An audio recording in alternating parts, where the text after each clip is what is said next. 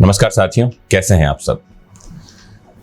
Ukraine और Russia की लड़ाई में कई तरह की चीजें हो रही हैं, जिसमें से एक शब्द निकल करके बहुत चर्चा में आ गया है, वो है वार क्राइम। वार क्राइम का मतलब होता है युद्ध अपराध। तो आज के इस लेक्चर में हम समझेंगे वार क्राइम होता क्या है, वॉर क्राइम को कहां परिभाषित किया गया है, और अगर कोई देश जैसे फिलहाल रशिया पर आरोप लग रहे हैं कि उसने वार क्राइम यानी युद्ध अपराध किया है, तो ये वॉर क्राइम जो है इसकी सुनवाई कहां होती है और कैसे होती है। मतलब कुल मिलाकर ये लेक्चर आपके लिए बहुत काम का है, तो लास्ट तक जुड़े रहना है और लेक्चर को पूरा देखना है। तो शुरुआत करते हैं इस बात से कि वॉर क्राइम को डिफाइन कहां किया गया है, परिभाषित कहां किया गया है और इसकी परिभाषा है क्या। तो जब हम जिनेवा कन्वेंशन पढ़ते हैं, जो कि अंतर्राष्ट्रीय कन्वेंशनों की एक सीरीज का एक भाग है, इसमें किसी भी युद्ध में मानवीय उपचार के लिए अंतर्राष्ट्रीय कानूनी मानकों का निर्धारण किया गया है। पहले 3 कन्वेंशन जो हैं वो युद्ध में लड़ने वाले सैनिकों, युद्ध बंदियों, इनकी सुरक्षा के लिए प्रावधान निर्धारित करते हैं, प्रोविजंस बताते हैं, जबकि द्वितीय विश्व यानी सेकेंड वर्ल्ड वॉर के बाद चौथा कन्वेंशन भी शामिल इसमें किया गया, जिसके तहत युद्ध क्षेत्र यानी जो बैटलफील्ड है उसमें आम नागरिकों की सुरक्षा की बात की गई है। 1949 के जिनेवा कन्वेंशन को रूस सहित संयुक्त राष्ट्र के सभी सदस्य देशों ने अनुमोदित भी किया है, आपको यह भी बता दूं।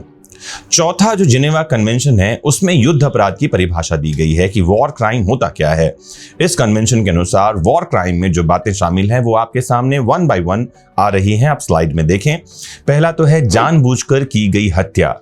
मतलब ये कि आप किसी का मर्डर नहीं कर सकते वॉर या बैटल के दौरान। अत्याचार यानी क्रुएलिटी या अमानवीय व्यवहार, इनह्यूमन बिहेवियर जो है ये भी वॉर क्राइम में आता है।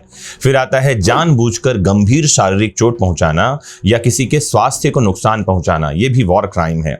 संपत्ति का व्यापक विनाश, साथ ही सैन्य जरूरत नहीं होने पर भी संपत्ति का विनाश और उपयोग जो है वो इसमें आता है। किसी को बंधक बनाकर रखना वॉर क्राइम का भाग है।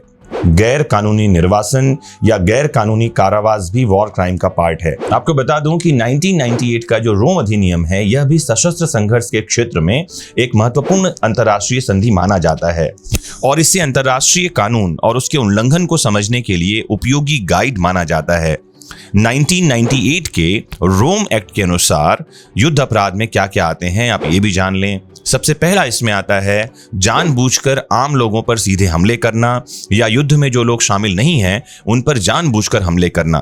फिर इसमें आता है जानबूझकर ऐसे हमले करना जिसके बारे में पता हो कि इस हमले से आम लोगों की मौत होगी या जो लोग युद्ध में शामिल नहीं हैं या जो आम जनता है उन्हें भी नुकसान पहुंचेगा। फिर इसमें महत्वपूर्ण बात आती है बिना रक्षा कवच वाले कस्बों, गांवों, आवासों, इमारतों पर हमला करना, बमबारी करना।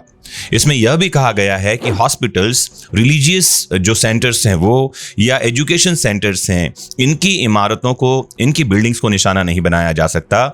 अगर इन पर कोई बमबारी की जाती है तो ये भी जो है युद्ध अपराध यानी वॉर क्राइम में आते हैं। फिर एक बात ये भी की गई है कि जहरीली गैस और कुछ ऐसे हथियार भी हैं जिनको युद्ध में उपयोग नहीं किया जाना चाहिए, उनके उपयोग को भी वॉर क्राइम माना गया है। तो दोस्तों, आपने समझा कि वॉर क्राइम एक्चुअल में होता क्या है।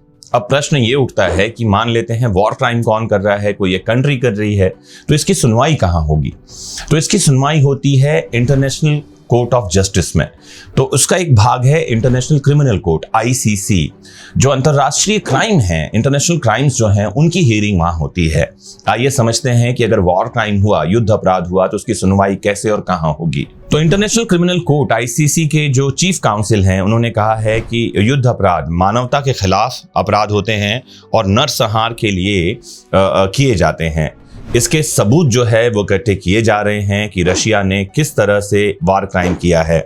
इंटरनेशनल क्रिमिनल कोर्ट ने यह कदम 39 देशों द्वारा जांच की मांग उठाए जाने के बाद उठाया है। वहीं दूसरी ओर रूस ने आम नागरिकों को निशाना बनाने या किसी तरह का वॉर क्राइम करने से साफ इनकार किया है। अब आते हैं उस बात पर कि इसकी सुनवाई कैसे होती है। तो रोम एक्ट 1998 के तहत इंटरनेशनल क्रिमिनल कोर्ट ICC की स्थापना 1998 में ही नीदरलैंड्स के द हेग में हुई थी। यह इंटरनेशनल कोर्ट जो है वो अंतर्राष्ट्रीय समुदाय को नुकसान पहुंचाने के सबसे गंभीर अपराधों के मुकदमों की सुनवाई करता है और सुनवाई करने वाली एक स्वतंत्र संस्था है। कोई भी देश अपनी अदालतों में संदिग्ध अभियुक्तों पर मुकदमा चला सकती है। ICC केवल उस क्षेत्राधिकार का प्रयोग करती है जहां कोई देश ऐसा करने के लिए तैयार नहीं है या समर्थ नहीं है।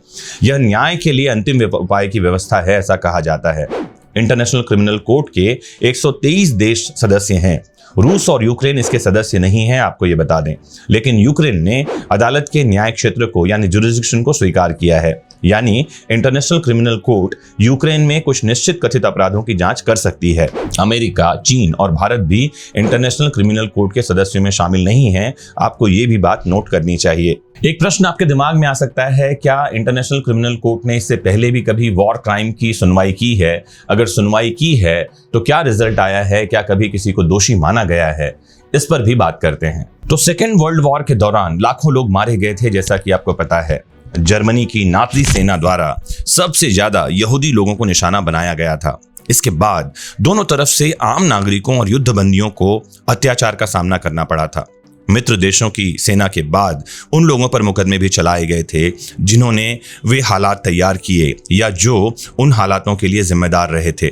1945 और 1946 की न्यूरमबर्ग की सुनवाई के दौरान 10 नाजी सेनाओं को मौत की सजा सुनाई गई थी। 1945 और 1946 की न्यूरमबर्ग की सुनवाई के दौरान 10 नाजी नेताओं को मौत की सजा सुनाई गई थी। इसी तरह की प्रक्रिया 1948 में टोक्यो में अपनाई गई थी। तब जापानी सेना के 7 कमांडरों को फांसी दी गई थी। अनिवार्य तौर पर बताऊं दोस्तों कि इन सुनवाइयों के बाद सजा देने का चलन कायम हुआ है। 2012 में कांगो के सरदार थॉमस लुबांगा आईसीसी द्वारा दोषी ठहराए जाने वाले पहले व्यक्ति थे। वो व्यक्ति जिन्हें इंटरनेशनल क्रिमिनल कोर्ट ने दोषी ठहराया, जब उन्हें 2002 और 2003 में अपनी विद्रोही सेना में बच्चों को सैनिक के रूप में भर्ती करने और उनके इस्तेमाल करने का दोषी पाया गया था। उन्हें 14 सालों की सजा सुनाई गई थी। फिर पूर्वी यूगोस्लाविया के लिए इंटरनेशनल क्रिमिनल ट्राइब्यूनल संयुक्त राष्ट्र की संस्था थी। 1993 से 2017 तक चली इस संस्था का गठन यूगोस्लाव युद्ध के दोषियों को सजा देने के लिए किया गया था। इस संस्था ने बोस्नियाई सर्ब के पूर्व नेता रादोवन कराडजिक को 2016 में युद्ध अपराधों, नरसंहार, संघर्ष और मानवता के खिलाफ अपराधों में भूमिका के लिए दोषी करार दिया था।